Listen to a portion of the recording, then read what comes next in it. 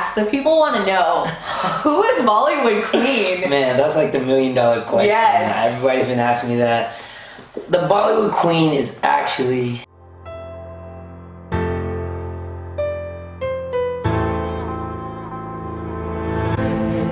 They wanna see me flop on my hands and knees, I'ma make it to the top. Make my team proud, that's the dream now. Hop up in the studio, create a clean sound. And everything that I do, take a step back, give the glory to you. You're the only reason I can do what I do. I don't need to be cool, I just need to praise you. Take a look. What up, everyone? Thank you so much for tuning in to another interview. I am super excited. I'm back in the studio, this time with an up-and-coming, super talented artist from Houston, Texas, Jicky. What's up, what's up? Thank you so much for sitting here and talking to me today. It's an honor to be here. Thank you for having me on your channel. Awesome. Okay, so today we're going to talk a little bit about the project that you released earlier this year, and also talking about, you know, just how you kind of got into the whole music industry. So first and foremost, why don't you start off by telling us, what was the inspiration behind the Genesis project? The inspiration is just, the Genesis project, if you listen to it, is a story.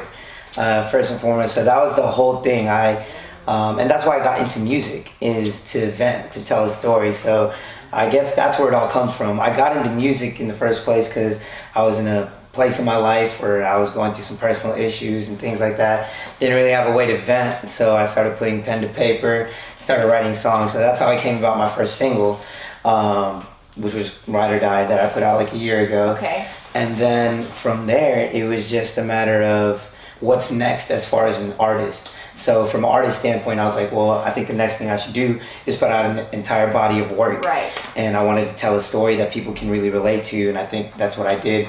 That's what I was going for the Genesis project. So it really just tells a story of just relationships in general, you know. Right. It has, the beginning is real lighthearted, the honeymoon phase, Sure. quote unquote.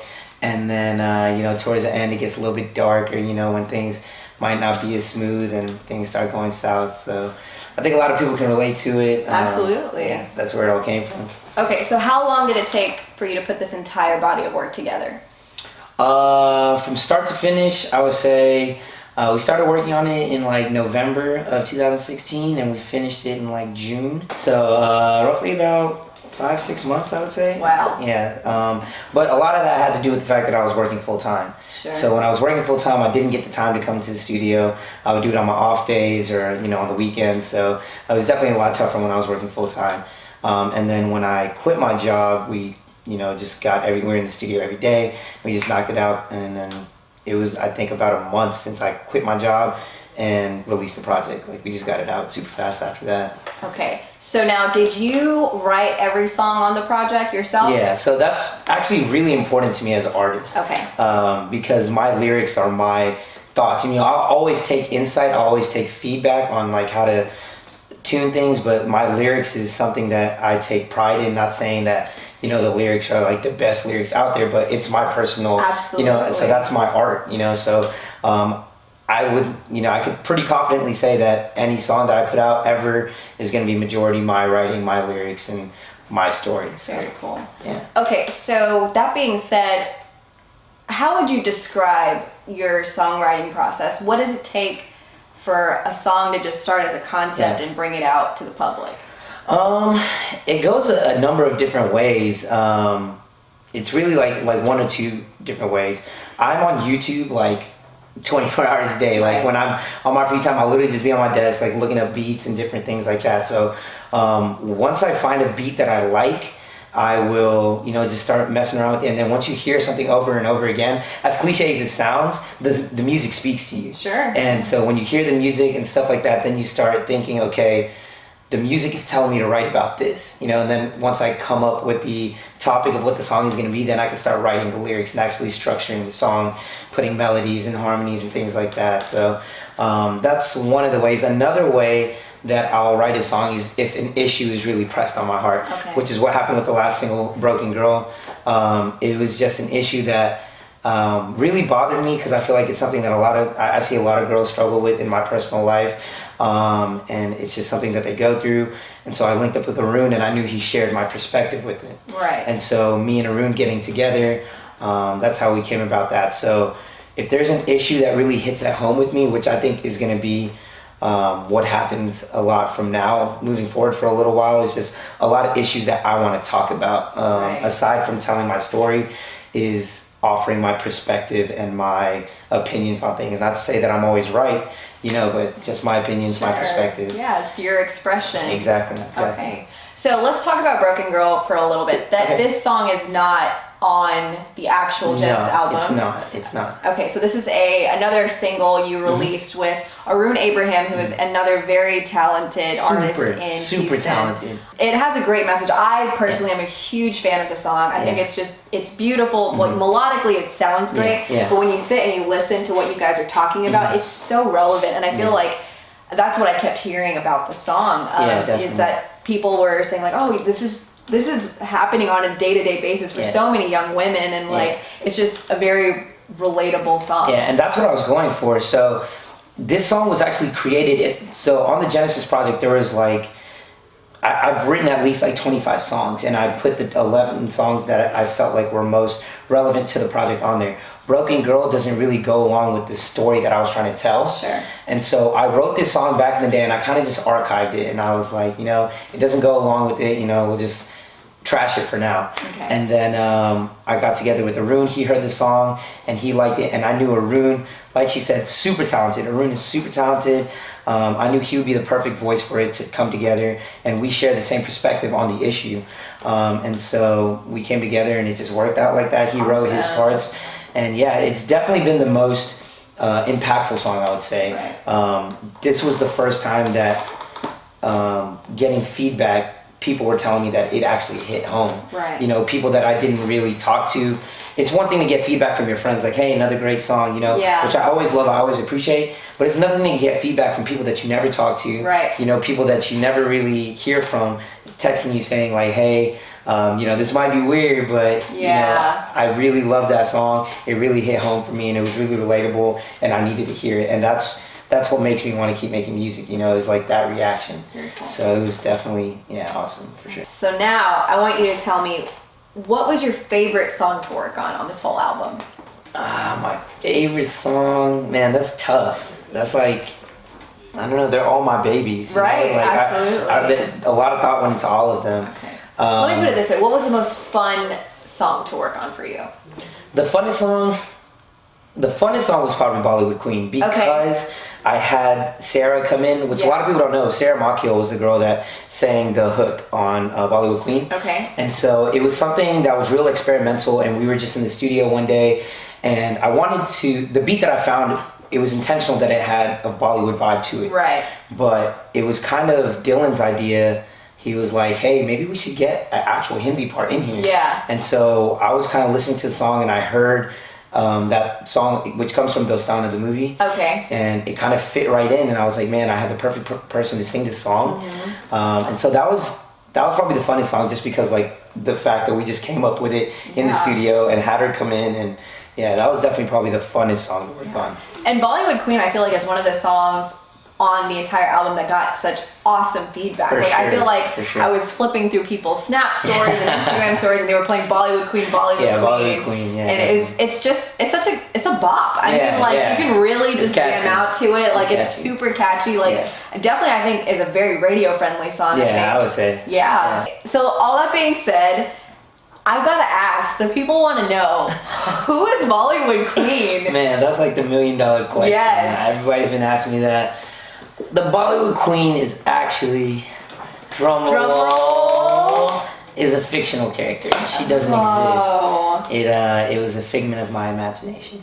Okay. I'm just joking. It's an actual person. But it's an actual person, but out of like, I'm an open book, so I would openly tell you who it is. You know? It was written about a crush that I had, and you know, about this girl that I don't really know, but I always seen her from a distance, and she had that like Indian vibe to her, and I always got that. But it was just based on a crush, and I would tell you, I would put a name out there, but out of respect for her, I don't want to put a name out there, but she knows who she is. Like, so she does know the song. The Bollywood Queen, she knows who she is. Wow. Okay, well that's pretty cool.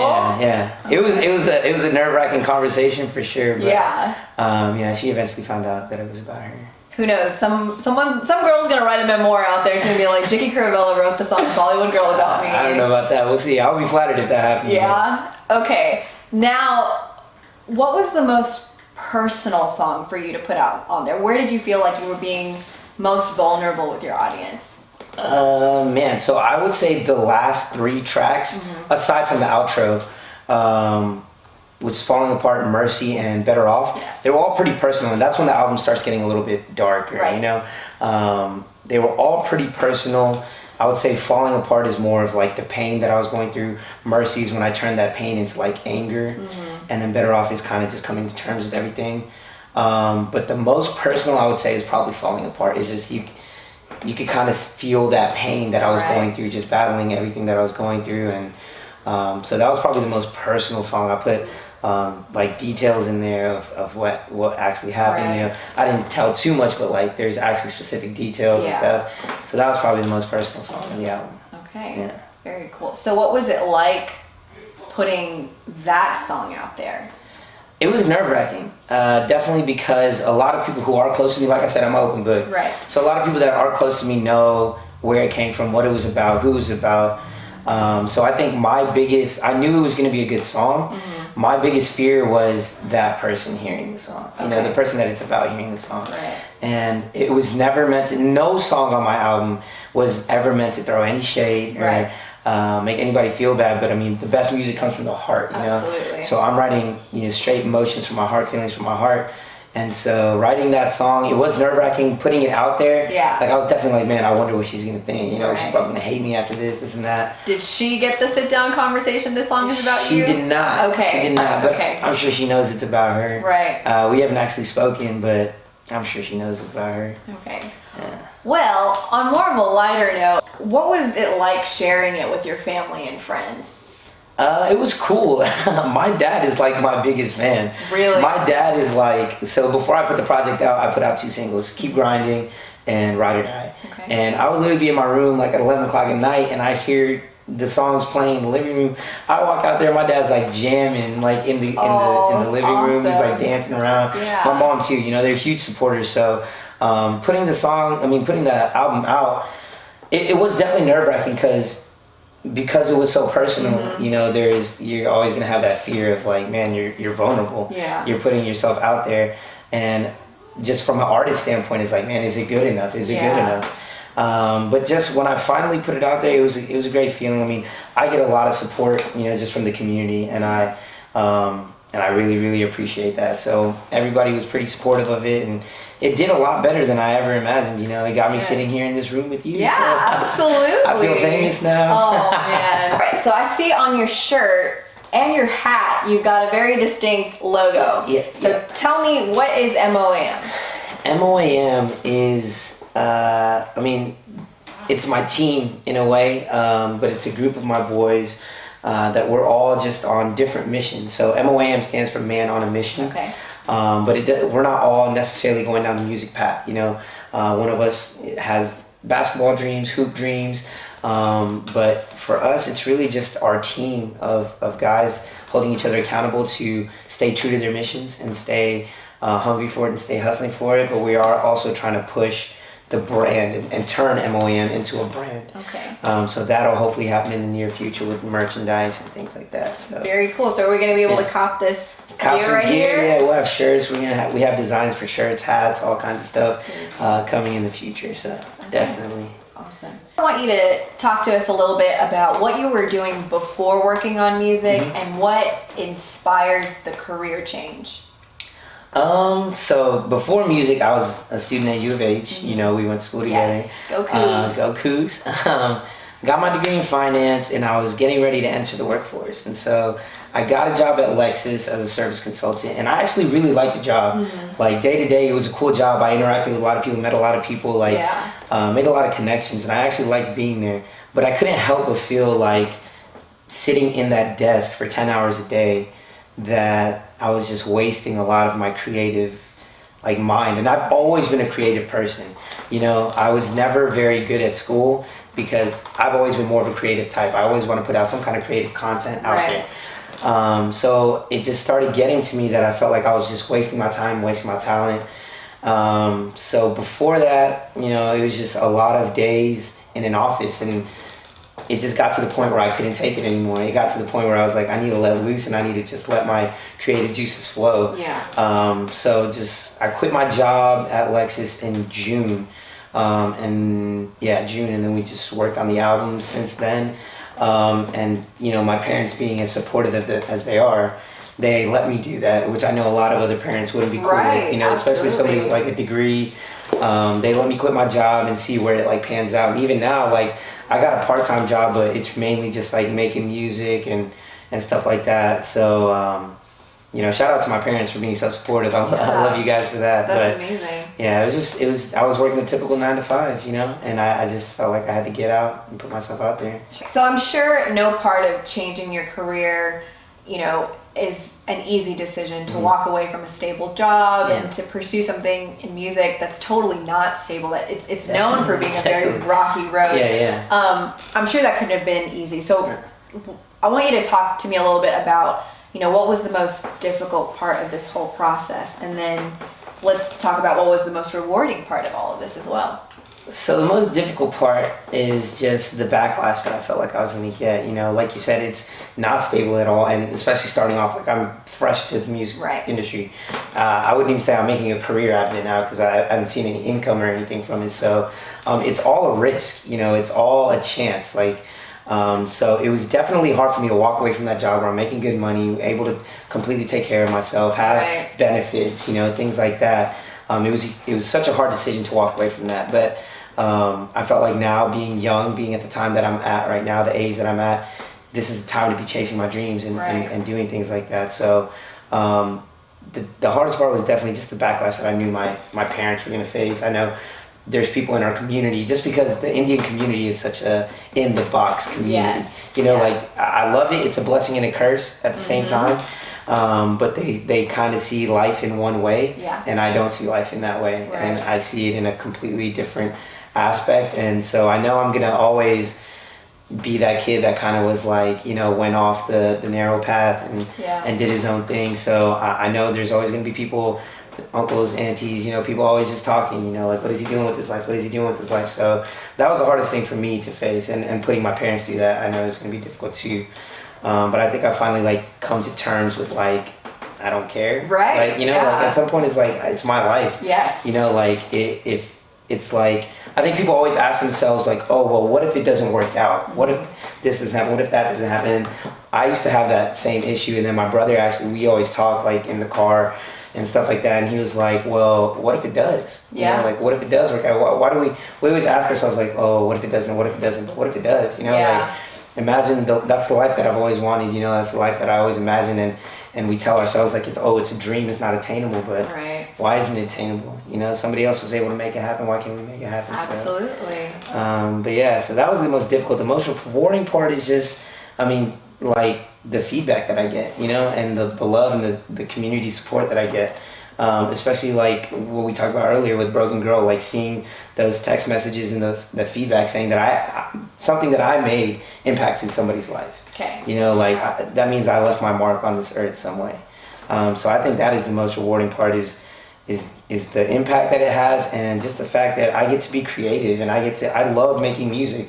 I mean, if it's good music, if it's bad music, I love just being creative and putting my art out there, you know. So that's the most rewarding part, is just being free from, like, corporate lifestyle, and just being, you know, able to do whatever I want, and just every day wake up and just create. It's just so rewarding for me.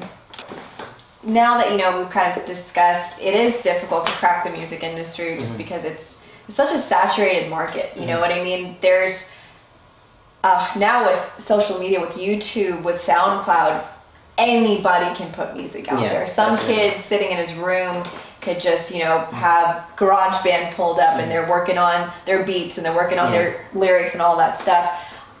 What is it about you that you feel like sets you apart from every other artist trying to break through in the industry right now? The fact that it's just my art, you know, like, my art is my art. There's no one else in this world that has my perspective, my experiences, my story to tell, along with my sound and my creative process. Like, I'm the only Jicky out there, you know. Right. So that's literally it's probably the only Jicky out there. I actually have a Facebook friend named Jicky. Really? Yeah, he's from Korea, but we don't talk much. That's so random. I searched my name one day and I was like, that's cool. There's another Jicky out there. Okay. But yeah, I think that's just what sets me apart, and that's what I want to encourage like any artist out there is like it's your art, you know, like nobody else can tell your story the way you tell it, you know. There might be other people, they might sound better or this and that, but nobody can do what I do. Absolutely. You know, not saying it's the best, but it's me. Nobody else can duplicate that, you know.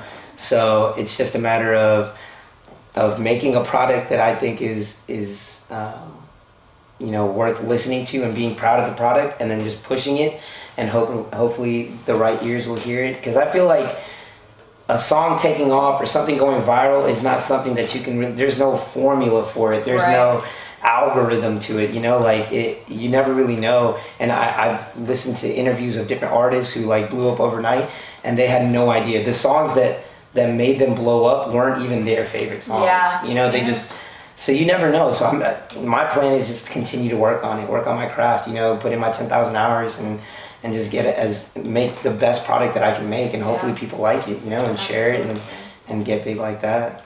Yeah. So I know you're not considering music your career right now, but you know, you definitely have experience under your belt now that you have this album out there and you've been working on it for so long. So what would you say, what is your end goal with the music? I mean, if I can develop a steady stream of income from music, be able to support myself and pay my bills, like I've made it, you know, like that's like the minimal, you know. If I could just support myself with music, that's the minimal.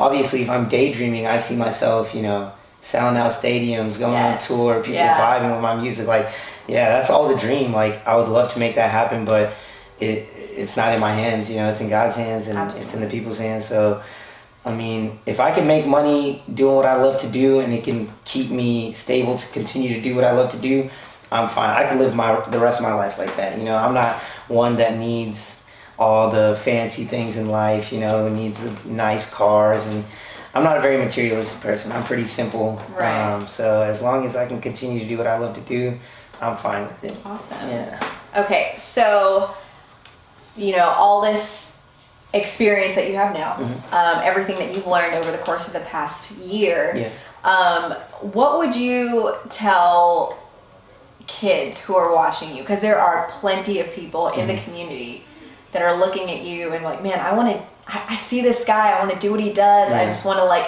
quit school and chase my dreams like Jicky's doing. Like, what kind of advice would you give them? And also maybe what advice would you give yourself 1 year ago? Yeah.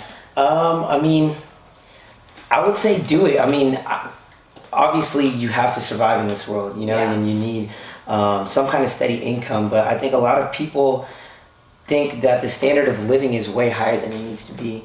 And so if you love something, like I would say pursue it, you know, and you're going to have to make sacrifices, and you're going to have to realize what is important to you and what isn't important to you. And so any artist that's trying to do it, I would say do it, because I was the same way a year ago. You know, I literally came in here one day and I recorded something and I liked the way it sounded, and it literally just took off from there. You know, and it's a hard realization to make.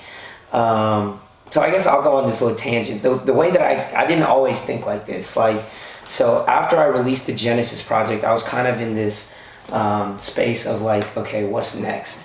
What do I do now? I released my project. Do I go find another job? Like, do I go get a full-time job again? Do I go back to that life? So what do I do now? And so I was kind of in this empty space, and I was kind of just like, felt like boxed in. So I'm sure you know that I went on that road trip. I went on like a 3-week road trip, and just saw the world, saw what's out there, saw the country, and it was an amazing experience. But when I got to LA, it just changed my aspect on life. And I was out there with my producer, his name's Kobe Mack, amazing, phenomenal producer. And we were just out there, and as soon as I got there, it was just like creative vibes, you know, and I realized how much I love to be creative, and I need a platform to be creative, and I need to be around other creative people. And so I was in LA, and I saw all these just people doing it. Like, my producer's roommate has like is like YouTube famous. I saw YouTube people like walking around the street, and I'm just like, man, like why not? You know, and I felt like I was just put in this community, in this society, in this box to tell myself that it's not realistic. When I went to LA, it like opened my eyes to like, okay, this is a possibility. Right. You know, and you just have to go about it the right way. You have to go about it and be willing to sacrifice a lot. But if you want it, there's no reason you can't have it. You know, so that is definitely my advice to any artist, or not even artist. Like, if you love doing something, go do it. Like, why be miserable at a job that you don't love to do? You know, like, go do something. I understand you got bills to pay, but you can find a way to pay those bills and still do what you love to do. Absolutely. And so I would definitely tell anybody to just go out there, be happy in life, because that's, at the end of the day, that's all we want is happiness, right? So go do what you love to do and be happy. Awesome. I think that's great advice. Yeah. All right. So that pretty much wraps up our serious interview question portion of the interview. Now I've got the lightning round coming up for Jicky. So Jicky has not seen any of these questions at all, so I'm kind of putting him on the spot right now. But what I'm looking for is rapid fire responses, okay? So I want you to tell me the first thing that comes to your head. All right. Hope you know this is like inappropriate. Oh gosh. It'd be awkward if I yelled out something. It has nothing to do with it. Okay, we're gonna start simple. Okay? Astros or Yankees? Astros. All right. Tupac or Biggie? Tupac. Batman or Superman? Batman. Okay. Gordo's or Shipley's? Gordo's. New York or LA? LA. Scuba diving or skydiving? Scuba diving. Super speed or super strength? Super speed. If you could be anywhere in the world right now, if you could transport right now, one place, where would you go? Greece. Oh, Santorini. Okay. Top 5 favorite artists? Ooh, I always battle with this. It's tough. My artists change so much because I find inspiration from anywhere. But right now, Cole is always on that list. J. Cole is always on that list. I've been listening to a lot of P&B rock. His album's actually pretty good. Not really talked about, but really good. That's hard to do a top 5. I've been listening to Amine. I like Amine's new album. Yes. Okay. Black Bear is dope. He's on some other vibes. Yeah. I think it's super dope. I think that's what gets me. Like P&B Rock, Post Malone, Black Bear, like they're doing something different, you know, and I always respect like innovative, creative stuff. So Black Bear is definitely up there too, but I don't think I could give you a list. But just know that Cole will always be on that list. Okay. Everything else, the other 5 will always continue to change. So Cole's number 1. Cole's number 1 on that list. Okay. Best J. Cole album? Ooh, the one I vibe with the most, probably, it would be a tie between Born Sinner and Forest Hills. Both great albums. Probably Forest Hills. Okay. Yeah. All right. Now, these next questions, we're trying to maybe set you up with some of the Bollywood queens out there. Okay? All right. So I want you to tell me, describe your ideal date night. Ideal date night. I'm real big on ambiance. So nice light setting. Yeah. Nice music playing. But I think going to like the movies is dumb. You know, like I would want it to be somewhere where we could actually vibe and talk and like I want to get to know you type thing. You know. So just somewhere with like a dope vibe. So big on lights and ambiance. And a nice setting. The weather. I'm huge on weather. Okay. So a nice cool breeze with like sunset somewhere nice and some nice lighting and a nice view and just somewhere we could like talk. I don't want like a lot of hustle and bustle around me or a lot of distractions. Like I'm there for you, you're there for me. We're trying to get to know each other. Like let's talk and get to know each other. But yeah, just somewhere like with a nice ambiance that we could just like vibe out. Okay. Yeah. Cool. So tell me your number 1 physical trait that you look for in a girl and your number 1 personality trait that you look for in a girl. Physical is tough because I would take a face that I'm attracted to more than any other like aspect. But I mean, I love all aspects of the female body. You know? All right. Without getting into too much detail there. No, but definitely you gotta have. I can live without everything else. Like I gotta love your face. Okay. Yeah, definitely. And number 1 personality trait. Personality trait. I don't know if this is a personality trait, but like I think it's real important that I gotta be able to vibe with you. Okay. So it's not like a specific trait, but like if our personalities don't just mesh, Right. like I've got to be able to kick it with you like all the time and just, you know. So chemistry. Yeah, just chemistry in a way. Like I don't know if that's really an answer to the question. I don't know if there's like a specific personality trait, but I feel like I just got to be able to vibe with you. Okay. Yeah. Number one absolute deal breaker. Deal breaker, man. That's tough. Absolute deal breaker is just like I'm really turned off by like super ghetto ratchet, like you know. Okay. Like if you're not classy and you don't hold yourself in a classy manner, I'm really like turned off by that. Okay. But that's just me personally. Not that there's anything wrong with it, but Okay. me personally. Yeah. Yeah. So Sure. that's just how I am. You gotta always like respect other people. Right. Like respect is huge. All right, for this one. Yeah. If you could cast any woman in the world, famous or not famous, to play your leading lady in the Bollywood Queen music video, who would it be and why? Ooh, this is a struggle already. It would be a struggle just because I don't know a lot of like Bollywood people.